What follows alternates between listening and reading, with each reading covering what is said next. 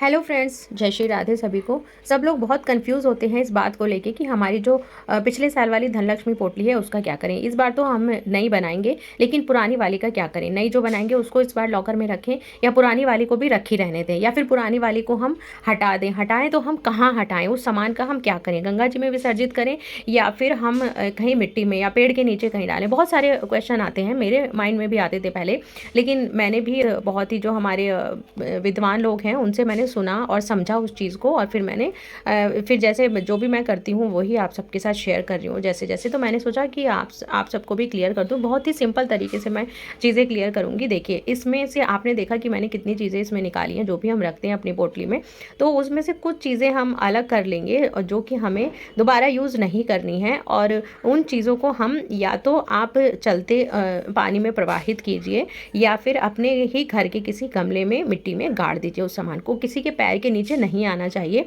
और मैं तो यही कहूँगी कि कहीं बाहर जाके भी किसी पेड़ के नीचे ना आप डालें, क्योंकि वहाँ भी किसी के पैर के नीचे आ सकता है, कुछ भी हो सकता है। तो अपने घर के गमले में ही गाड़िए। मैं तो यही करती हूँ, तो वही आप सबके साथ शेयर कर रही हूँ।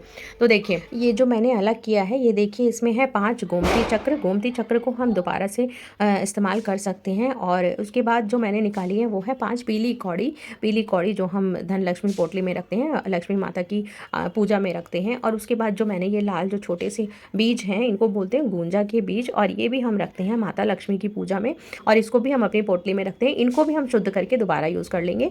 और इसके बाद देखिए, माता लक्ष्मी के जो प्रिय होते हैं कमल गट्टे, कमल गट्टे को भी हम धो के यूज़ कर सकते हैं। तो इतनी ही बस चीज़ें हैं जो हम यूज़ कर सकते हैं। और उसको हम क्या करेंगे, धोने से मेरा मतलब है गंगा जल से बस शुद्ध कर लीजिए। ये नहीं कि ऐसे धो रहे हैं आप, गंगा जल से शुद्ध कर लीजिए बस। उसके बाद हम इन 4 चीज़ों को यूज़ कर सकते हैं। और बाकी जो चीज़ें हैं जैसे कि इलायची और लौंग, सुपारी, और जो थोड़ा सा हम धनिया डालते हैं, धनिया और हल्दी की गांठ, दूब भी हम रखते हैं जो गणेश जी को चढ़ाते हैं। तो इन सब चीज़ों को हम दोबारा यूज़ नहीं करेंगे। इन सब चीज़ों को हम घर के ही किसी बड़े गमले में मिट्टी में गाड़ देंगे। और जो चांदी का सिक्का है, चांदी का सिक्का आप रख लीजिए, अपना यूज़ कीजिए, आपको जो भी करना है।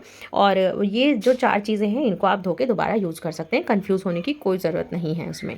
ये चीज़ें बार बार नहीं खरीदी जाती हैं, एक बार ही हम लोग खरीदते हैं और पूजा में रखते हैं, और हमेशा इनको पूजा में यूज़ करते हैं। आई होप बहुत अच्छे से सबको क्लियर हो गया होगा। राधे राधे।